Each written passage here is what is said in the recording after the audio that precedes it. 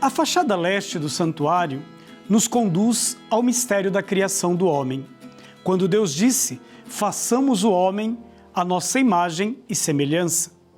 Criado a partir da obra dos 6 dias, o homem recebe o sopro do próprio Deus, tornando-se mais do que matéria, uma criatura chamada a glória. O mosaico revela que, desde o princípio, o Pai já contemplava o Filho, o novo Adão, o Cristo. Adão e Eva se voltam para Deus, enquanto toda a criação reflete a sua beleza. O rosto de Adão aponta para Cristo e Eva já prefigura a Igreja, a humanidade chamada a retornar à sua origem em Deus. Em prece, pedimos: Senhor, renova em nós a Tua imagem e conduze-nos à plenitude da vida em Cristo, para que vivamos como verdadeiros filhos Teus. Em Cristo, o novo Adão, a humanidade encontra seu cumprimento e é reconduzida à filiação divina. Acompanhe conosco essa catequese visual que nos recorda: fomos criados para Deus e nele encontramos nossa verdadeira vida. Essa é uma caminhada de fé, essa é a nossa história, essa é a nossa jornada bíblica.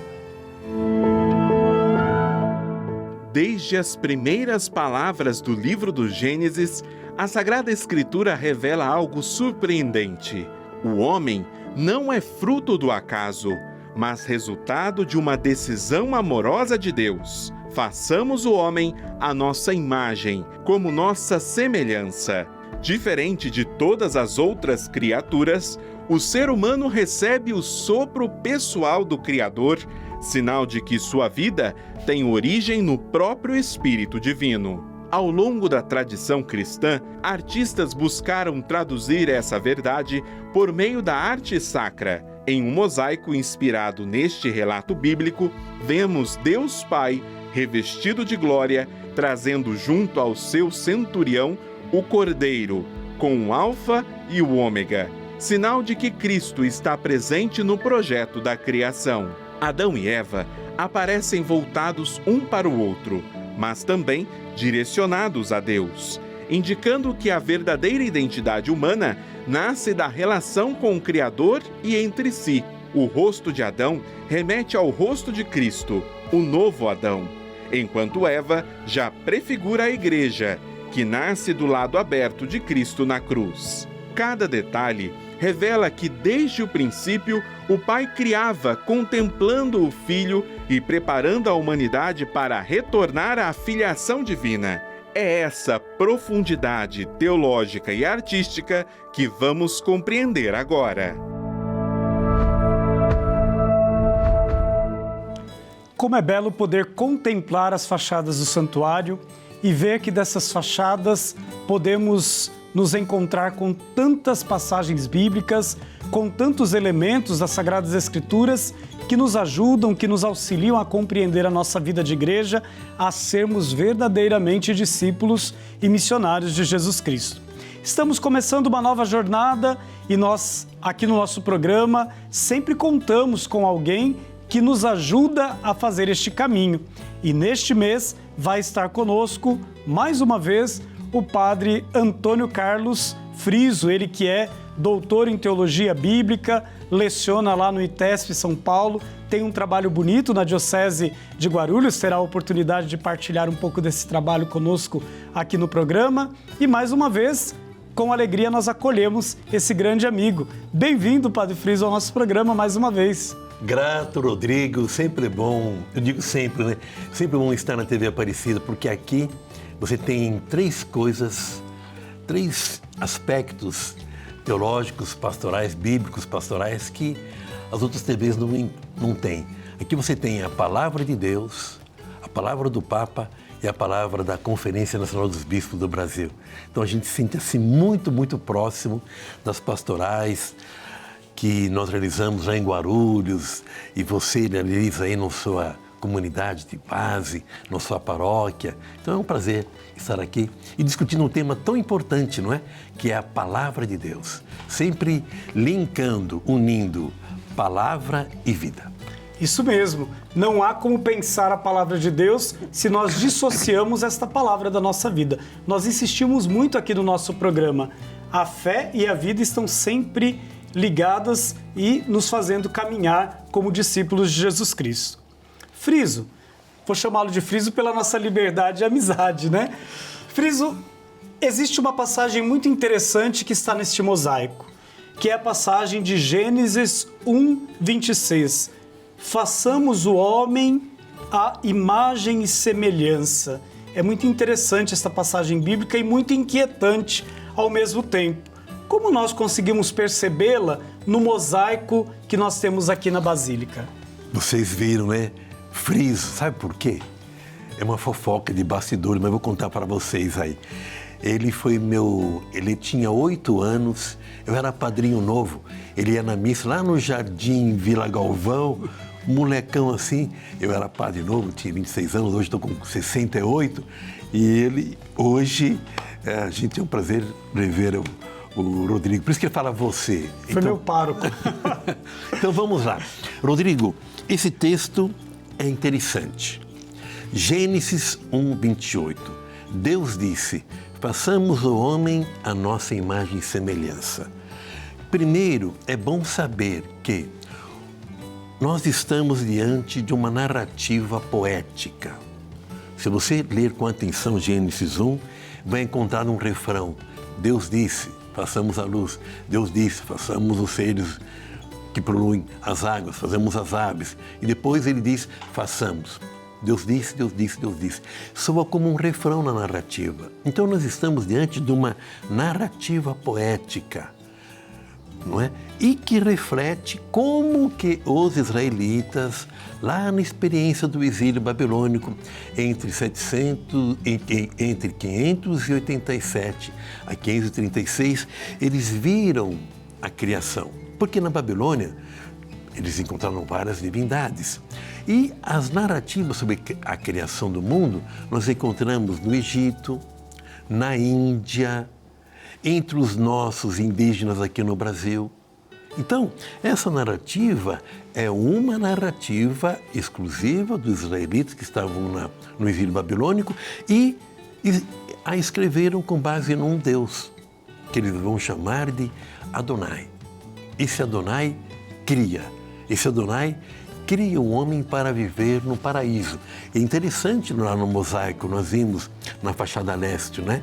Deus no centro e o homem e a mulher e de Deus saindo raios, como quer dizer, o outro, a mulher, o homem, são imagens de Deus. Por isso que a gente tem que falar, podemos falar com todo o coração, não é? Os 4 cantos da terra, não é? Toda vez que a gente vê uma pessoa, nela está os resquícios de Deus que nos criou. Muito interessante, né? Esses resquícios de Deus. Por isso, Friso, por quê? E o que significa representar neste mosaico a figura de Deus contemplando o Filho no momento da criação de Adão? Sim, porque Deus contempla e diz, nossa, que obra boa que eu fiz, não é?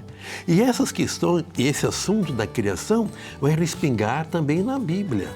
Por exemplo, no Salmo 8, diz assim, Senhor, quando eu contemplo a lua e as estrelas, os astros que fizeste, eu me pergunto, quem nós somos?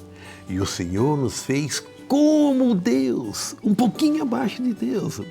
Não somos um Deus criador, mas nós somos divinos por ser obras do Deus que criou tudo isso aqui, não é? Então, é aí que a gente pode dizer da dignidade da pessoa humana, do outro, não é? Com seus respeitos, a mulher e o homem feitos à imagem e semelhança de Deus.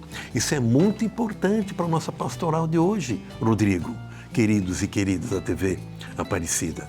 Você não pode maltratar uma mulher, não é? Você não pode maltratar um homem, uma criança. Por quê? É a imagem de Deus. É de causar muita tristeza não é? Essas notícias de feminicídio, de violência, de machismo que persistem entre nós. É uma profunda violência e é não conhecer a palavra, porque o outro, a outra, é a imagem de Deus e deve, por isso, ser amada por mim. Friso, tem uma coisa impactante quando a gente olha no mosaico, que é a questão de Deus que está com um grande cinturão, onde tem a figura do cordeiro com o alfa e o ômega. O que quer dizer esse simbolismo para nós? Querido, que é uma leitura poética, né? Quem é o alfa e ômega? Jesus de Nazaré. O Evangelho de João é surpreendente, né? Ele diz assim: no princípio o Verbo estava em Deus e nada do que foi feito sem Ele. Dá a impressão que João está querendo dizer... João está querendo dizer, Jesus, o Filho de Deus, já estava em Deus acompanhando a obra da criação. E quem vai ser o alfa e o ômega? Em alfa e ômega, letras do alfabeto, né? Assim como em português começa com A e termina com Z, em grego, alfa, ou A, e o ômega é o Z, a última letra do alfabeto. Jesus que é o princípio e o fim. Então, esse Jesus que vai se encarnar e se encarnou há 2026 anos atrás, lá na Palestina, em Nazaré, nasceu em Belém, cresceu em Nazaré, viveu com Maria, com José, enfim, né, fez seus primeiros discípulos na região da Galiléia, depois vem para Jerusalém, é Deus conosco, é o princípio e o fim. E é muito interessante, né, que o rosto de Adão faz refletir o rosto de Cristo. Por que esta opção do artista? É claro, o artista quer dizer porque o Jesus é tremendamente humano. E esse assunto é tão importante para nós, Rodrigo, queridos e queridas, porque tem muita gente que pensa que Jesus é um extraterreno, né?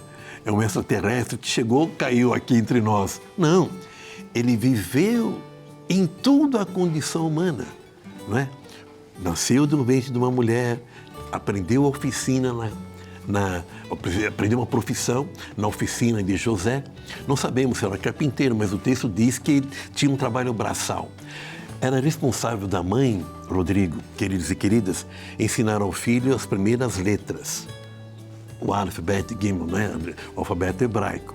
E também introduziram na escritura. E ao pai, uma profissão para o filho. Com certeza Jesus tinha a profissão do pai, não é? Que ele era obrigado a ensinar. E da mãe ele aprendeu as primeiras letras, ao ler e escrever.